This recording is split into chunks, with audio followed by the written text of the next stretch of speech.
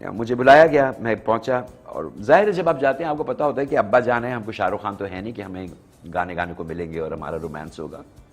अब्बा हैं, ठीक है, बुला लिया। अब रोल ऑफर किया उन्होंने मुझे और कहा कि ये अहमद साहब ये रोल है और आप करेंगे। मैंने कहा जी मैं करूँगा, कहानी अच्छी है। जो हीरो कौन है इसका? तो वो दोनों हंसने लग गए। आबिस रज़ा थे और ज़ीशान अरसलान थे बिग बैंग के, और वो हंसना शुरू हो गए। डॉक्टर साहब थे, वो भी हंस रहे हैं। मैंने कहा नहीं सीरियसली मुझे बताया ना, क्योंकि मैं अगर वो बेटा है तो उसके साथ बहुत सीन्स हैं, तो मुझे बताइए वो कौन है, हीरो कौन है इसका? तो कहते हैं सर आप इसके हीरो हैं। मैंने दोबारा कहा, थोड़ी देर के बाद कहा, मैंने कहा नहीं ये कैसे हो सकता है, मुझे भी लड़का बताओ, क्योंकि मुझ पर तो नहीं बिकेगा ना सीरियल, सीरियल तो लड़का और लड़की पे बिकेगा, वो बताओ कौन है। कहने के सर आप है ना। यानी मुझे उस वक्त तक यकीन नहीं आया, जब मैं 1 महीने की शूट कर चुका था और हर सीन मेरा था, तब मुझे पता चला कि यार ये तो वाकई मेन रोल है। मगर उसमें बहुत ज़्यादा मज़े की बात यह है कि मरीना है मेरे साथ, ठीक है, और मरीना और मेरा दोस्ती बहुत पीछे जाती है तुमसे कहना के टाइम से। जी जी। तो मरीना के साथ आप जब कोई ऐसे सीरियस सीन्स कर रहे हो तो हंसी का दौरा बहुत ज़रूरी होता है। और इंतहाई रोने का सीन, और मरीना को तो दौरा पड़ गया हंसी का, और जब मरीना को दौरा पड़ गया तो मुझे भी पड़ गया। और फिर वो सीन किस तरह से हुआ है वो आबिस से पूछें कि आबिस वो सीन कैसे किया था।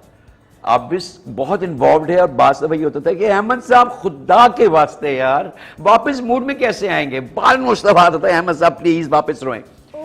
और मरीना और मेरी हंसी नहीं रुकी, क्योंकि मरीना पूछती थी मैं इतना रो चुकी हूँ आबिस, अब बताओ अब किस तरीके से रोना है मुझे।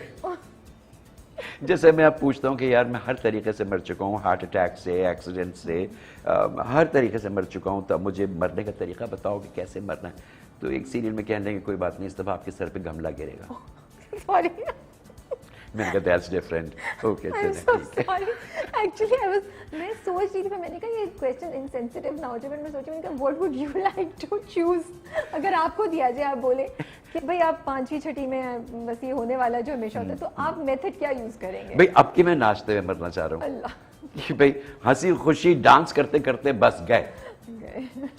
वो होता नहीं यार, हमारी हमेशा बाप रोते धोते ही मरता है। बाप क्या, माँ भी रोते रोते मरती है, हालांकि बड़े अच्छे लोग भी होते हैं। लेकिन सवात में आपका जो एम्बुलेंस में सीन था वो बहुत ज़बरदस्त था माशाल्लाह से। और पता है मैंने उस वक्त आपको एक्टर ऑफ द वीक वो मेरे पता नहीं क्यों दिमाग से निकली, मुझे इतने नीचे कमेंट्स आए कि आपने ज़्यादती की है ये वाला। इस बार हमारे सेगमेंट में ये मोहम्मद अहमद साहब को, फिर मैंने रियलाइज़ किया, मैंने नेक्स्ट टाइम बोला, मैंने कहा बिल्कुल मेरी गलती थी, वो उस बार मोहम्मद अहमद साहब को ही जाना चाहिए था, ये मेरी गलती है। तो वो सीन मुझे याद रहेगा हमेशा कि वो कैसे शूट हुआ था, बिकॉज मुझे डायरेक्टर ने ले जाके ना कोने में ये बात कही थी कि हम मतलब एक तो ये कि हम बहुत टाइट जगह पे शूट कर रहे होंगे, वो एम्बुलेंस होगी जिसमें आपकी शूट है, और हमारे पास बहुत ज़्यादा गुंजाइश नहीं होगी रीटेक्स करने की। सो आप एक ही टेक में जो करेंगे तो वो कर दीजिएगा। मैंने कहा कि मुझे ये बता दें कि किस लेवल पे आना है मुझे मरने के लिए। तो कहने लगे that's your own choice. Oh, he left it on you. He left it on me. Okay. And when I finished the scene, I remember that जो भी वो एम्बुलेंस में था, डीओपी का असिस्टेंट था, and they were all crying. Literally, they were all crying. और मावरा तो बहुत देर तक चुप नहीं हो रही थी, बिकॉज वो इतना इन्वॉल्व हो गए थे उस सीन को करते हुए कि मुझे भी लग गया था मैं वाकई मर गया हूँ।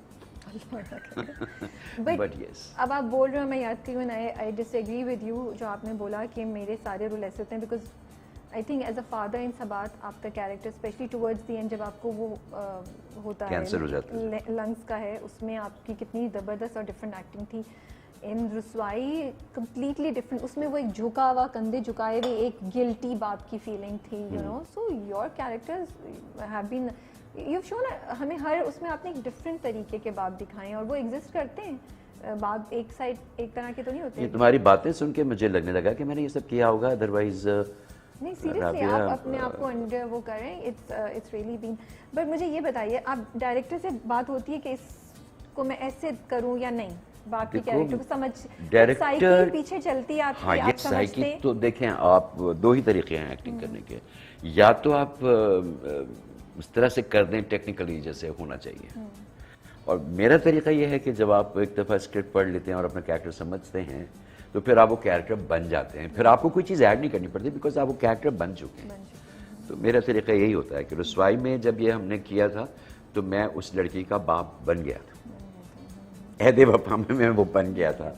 मुझे फिर कोई मेथड नहीं इस्तेमाल करना पड़ता, मैं वो कैरेक्टर बन जाता हूँ, खुद ही हो जाता है। और अगर डायरेक्टर अच्छा होता है तो जो मैंने किया है वो दिखा भी देता है। आपको क्या लगता है आपका कौन सा कैरेक्टर है जो सबसे ज़्यादा लोगों ने अप्रिशिएट किया, जिसके बारे में आपको सबसे ज़्यादा सुनने को मिलता है?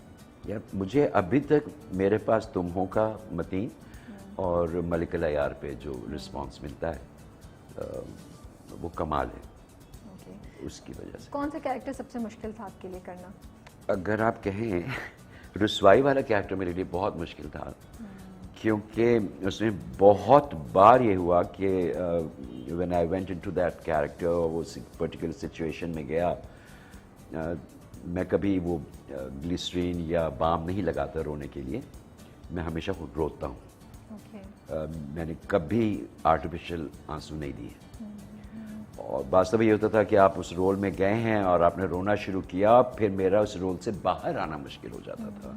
फिर वॉशरूम में जाके मैं बहुत धाड़े मार मार के रोता था, and they would all wait for me outside to come out.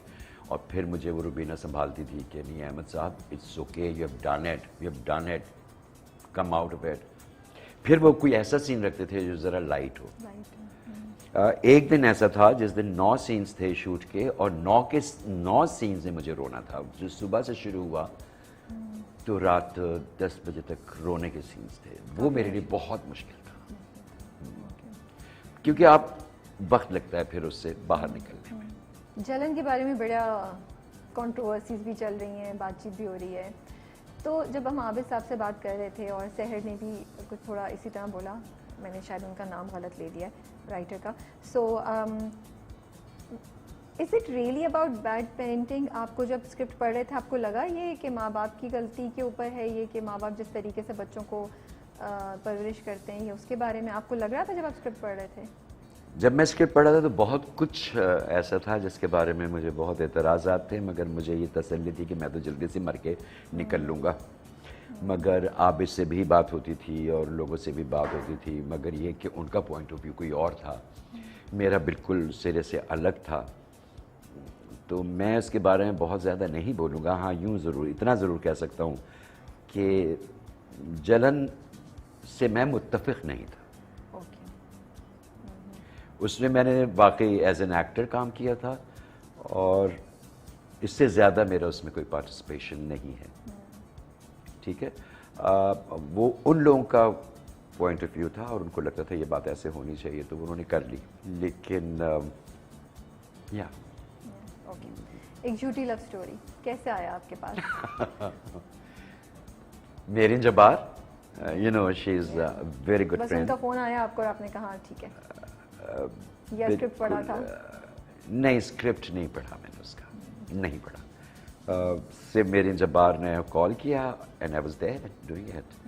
Team बहुत मज़े की थी, लड़के लड़कियां जो साथ थे वो बहुत ज़्यादा मज़े के थे, और तो वो काम करने में लुत्फ़ बहुत है, बेबेओ थी साथ में, तो बहुत मज़ा आया करने में।